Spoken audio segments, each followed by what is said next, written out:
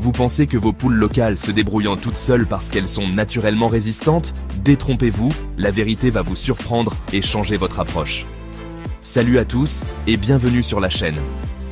Aujourd'hui, on va démystifier un mythe très répandu. L'idée que les poules locales se débrouillent toutes seules sans aucun soin. On entend souvent dire qu'elles sont si robustes qu'elles n'ont besoin de rien. Mais est-ce vraiment le cas? Dans cette vidéo, je vous partage tout ce que vous devez savoir pour prendre soin de vos poules locales et leur garantir la meilleure santé possible. Quand on parle de poules locales, on entend souvent ce mot, rustique. Mais qu'est-ce que ça veut dire exactement? Eh bien, une poule rustique, c'est une poule qui a été élevée, génération après génération, dans les conditions locales. Elle est habituée au climat, au sol, aux parasites du coin, aux variations de nourriture. Bref, c'est une dure à cuire. Elle sait se débrouiller, trouver sa nourriture, résister à certains stress, et même se défendre un minimum contre les prédateurs. Et c'est vrai, il faut le reconnaître, les poules locales ont une capacité d'adaptation incroyable. Elles tombent rarement malades comparées à certaines races importées. Elles peuvent survivre dans des environnements qu'on pourrait juger simples ou rudimentaires. Et c'est là où il faut être vigilant. Cette rusticité est souvent mal comprise. Être rustique, ce n'est pas être invincible. Ce n'est pas dire qu'on peut les laisser se débrouiller toutes seules, sans rien faire. Ce n'est pas parce qu'elles survivent qu'elles vivent bien.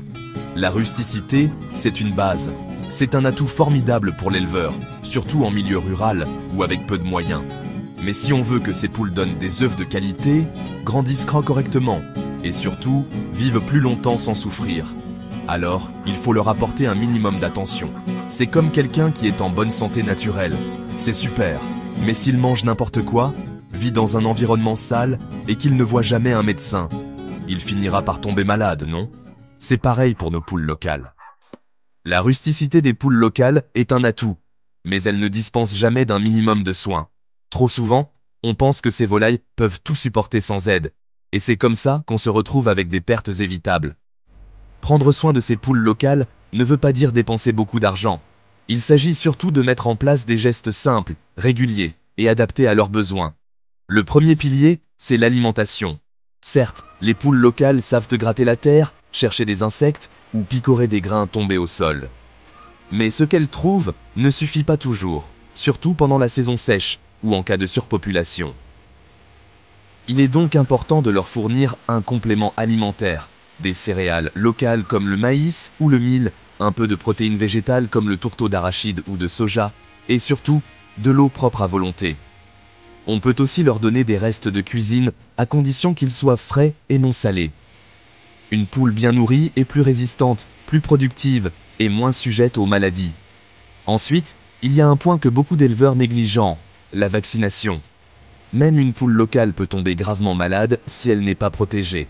Des maladies comme la maladie de Newcastle, la variole aviaire ou la typhose peuvent décimer tout un petit élevage en quelques jours. Heureusement, il existe des programmes de vaccination simples, peu coûteux, parfois même gratuits dans certaines régions. Il suffit de se rapprocher d'un vétérinaire ou d'un technicien agricole pour savoir quand et comment vacciner ses volailles. L'hygiène du poulailler est également essentielle. Une poule rustique peut dormir sur un sol en terre battue, c'est vrai. Mais si cet endroit est humide, mal aéré ou rempli de fientes, elle finira par tomber malade. Un nettoyage régulier du poulailler permet de prévenir les infections respiratoires, d'éloigner les parasites comme les poux rouges et d'assurer un bon confort aux volailles. Aérer, changer la litière, désinfecter de temps en temps, ce sont des gestes simples qui font une grande différence. Enfin, il faut apprendre à observer ces poules chaque jour. Une poule qui s'isole, qui ne mange plus ou qui reste immobile est peut-être en train de couver une maladie. En repérant les signes tôt, on peut intervenir rapidement. Isoler la poule, adapter son alimentation ou consulter un spécialiste si besoin. Beaucoup de pertes pourraient être évitées avec un peu plus d'attention quotidienne. Prendre soin des poules locales, ce n'est pas les domestiquer à l'européenne, c'est simplement leur offrir les bonnes conditions pour qu'elles expriment tout leur potentiel. Et ça, c'est à la portée de chaque éleveur. Pourquoi ce mythe persiste? Beaucoup d'éleveurs, surtout en milieu rural, continuent de croire que les poules locales n'ont pas besoin de soins. Ce n'est pas par négligence ou par manque d'intelligence, c'est souvent le fruit d'un héritage culturel, de ce qu'ils ont vu ou entendu depuis l'enfance. Mon grand-père élevait des poules, il ne leur donnait rien, elles se débrouillaient très bien. C'est un discours qu'on entend souvent. Mais il faut se poser la bonne question. Est-ce que les poules se portaient vraiment bien Ou est-ce qu'elles survivaient simplement avec une espérance de vie courte, une ponte faible et des pertes qu'on considérait comme normales? Ce mythe persiste aussi parce qu'il y a une confusion entre survie et production. Oui, une poule locale peut survivre en liberté, sans complément alimentaire ni soins particuliers. Mais survivre, ce n'est pas produire des œufs régulièrement, ni grandir rapidement, ni rester en bonne santé toute l'année. Beaucoup d'éleveurs se contentent du strict minimum parce qu'ils n'ont jamais vu de meilleures performances. Pourtant, avec quelques ajustements simples, les résultats peuvent être spectaculaires. Il faut aussi reconnaître qu'il y a parfois un manque d'accès à l'information. Dans certaines régions, les formations agricoles sont rares, les conseils techniques ne circulent pas facilement et la vulgarisation ne touche pas tout le monde. Résultat, des pratiques anciennes continuent, simplement parce qu'on ne connaît pas d'alternatives ou qu'on doute de leur utilité. Enfin, certaines personnes rejettent les recommandations modernes par peur des coûts. Elles pensent qu'adopter de nouvelles méthodes signifie forcément acheter des produits industriels, dépenser de l'argent ou imiter l'élevage intensif. Or, ce n'est pas le cas. Les soins qu'on recommande ici sont parfaitement compatibles avec les réalités du terrain, ils sont simples, peu coûteux et basés sur l'observation et la prévention. Changer une croyance demande du temps, de l'écoute et surtout des preuves concrètes. C'est pourquoi des vidéos comme celle-ci, des témoignages d'éleveurs qui ont amélioré leurs résultats avec de petits efforts, peuvent vraiment faire la différence. Ce n'est pas une question de moderniser à tout prix, c'est juste une question de mieux comprendre ces animaux, pour mieux les accompagner. Ce qu'il faut retenir pour l'éleveur africain. L'élevage de poules locales est une richesse, une fierté et un savoir-faire précieux en Afrique. Mais pour qu'il soit vraiment durable et rentable, il faut sortir des croyances limitantes comme celle qui dit « Les poules locales n'ont besoin de rien ». Ce n'est pas vrai. Ce n'est pas parce qu'une poule est rustique qu'elle n'a pas besoin de soins. Et ce n'est pas un signe de faiblesse que de prendre soin de ces animaux. Au contraire, c'est une preuve de sagesse et de professionnalisme. Chaque éleveur africain peut améliorer ses résultats en adoptant des gestes simples.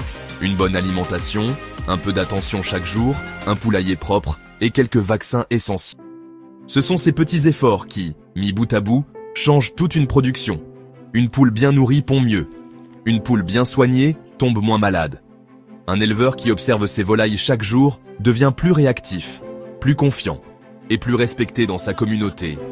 Il est aussi important de partager ses connaissances, parler à son voisin, montrer son poulailler propre, expliquer l'intérêt d'un vaccin.